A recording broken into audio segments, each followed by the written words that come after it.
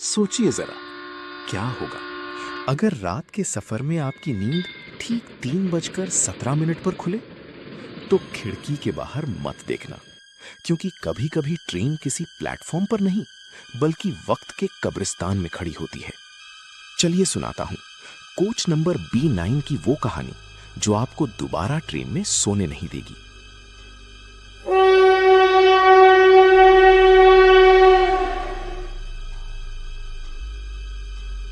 निखिल एक software engineer था जो अपनी भाग दौड़ भरी जिंदगी और काम के बोझ से हमेशा थका रहता था। शहर की शोर शराबे वाली जिंदगी से दूर वो अक्सर रातों के सफर में सुकून ढूंढता था। उसे लगता था कि ट्रेन की पटरियों की वो लयबद्ध खटखट दुनिया का सबसे बेहतरीन संगीत है जो उसे गहरी नींद सुला देता था।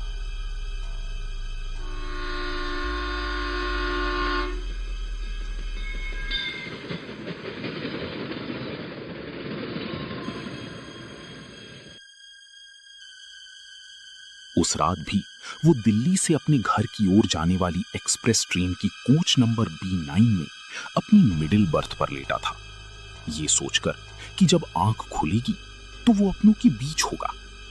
लेकिन नियति ने उसके लिए कोई और ही स्टेशन चुन रखा था।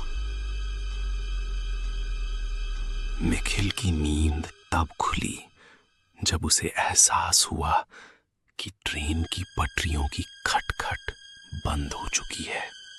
उसने खिड़की के बाहर देखा। ट्रेन एक सुनसान स्टेशन पर खड़ी थी। उसने अपनी घड़ी देखी। रात के 3:17 बजे थे। डिब्बे की नीली नाइट लाइट हल्की हल्की झपक रही थी। निखिल पानी पीने के लिए उठा।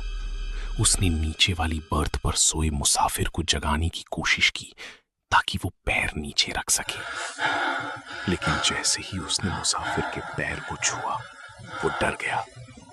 वो पैर पत्थर जैसा ठंडा और सख्त था।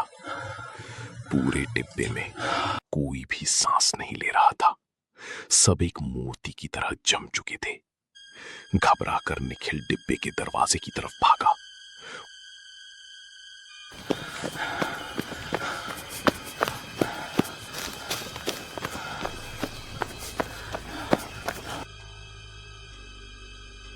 उसने बाहर देखा।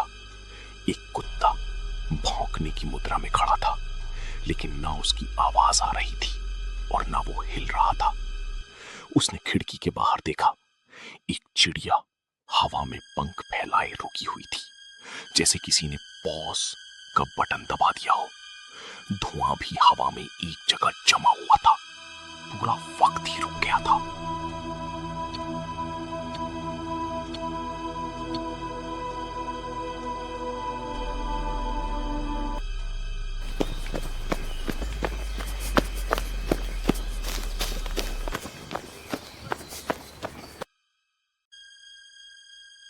निखिल पागलों की तरह भागकर गार्ड के केबिन की तरफ गया।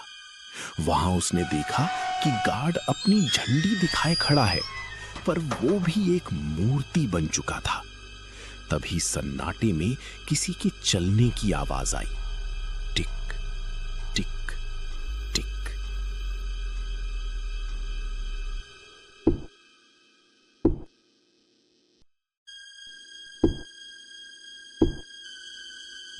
पटरी की दूसरी तरफ से एक छोटा बच्चा हाथ में एक पुरानी जेब घड़ी पॉकेट वॉच लिए उसकी तरफ आ रहा था। उस रुके हुए संसार में सिर्फ वो बच्चा हिल रहा था। उसकी आंखें पूरी तरह काली थीं। बच्चा निखिल के पास रुका और अपनी घड़ी दिखाई। घड़ी में 3:17 बज रही थी। बच्चा एक डरावनी मुस्कान के साथ बोला, अंकल।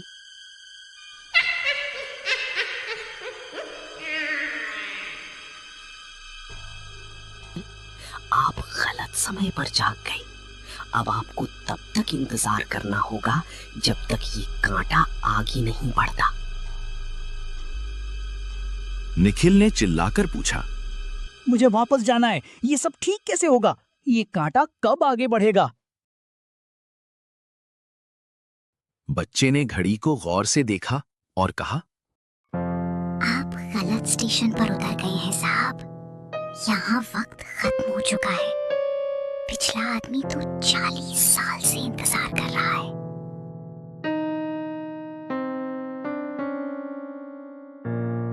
जैसे ही बच्चे ने ये कहा, निखिल ने देखा कि वो बच्चा गायब हो गया। निखिल वापस भागकर अपनी सीट पर आया। उसने अपनी घड़ी देखी, 3:17। खिड़की के बाहर चिड़िया अभी भी हवा में वैसी ही लटकी थी।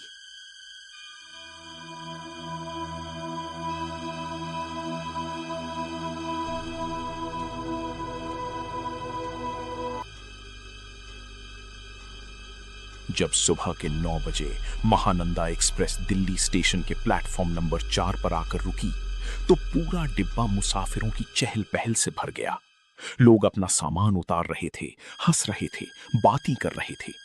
वक्त अपनी रफ्तार से चल रहा था, लेकिन कोच B9 की मिडिल बर्थ पर बैठा वो मुसाफिर नहीं हिला। निखिल की आंखें पत्थर की तरह जमी हुई थीं और वो अपनी कलाई घड़ी को एकटक देख रहा था।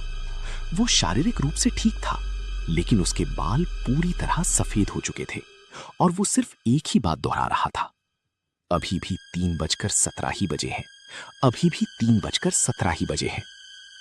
उसकी कलाई पर बंधी घड़ी अभी भी 3:17 पर रुकी हुई थी, जबकि पूरी दुनिया में सुबह के 9 बज रहे थे। निखिल की घड़ी का सेल बिल्कुल नया था, फिर भी उसका कांटा 3:17 पर आकर ऐसा चिपका था कि हिलने का नाम नहीं ले रहा था। पूरी दुनिया के लिए सुबह हो चुकी थी, सूरज निकल आया था, लेकिन निखिल आज भी उसी काली रात के उस ठहरे हुए पल में कैद था।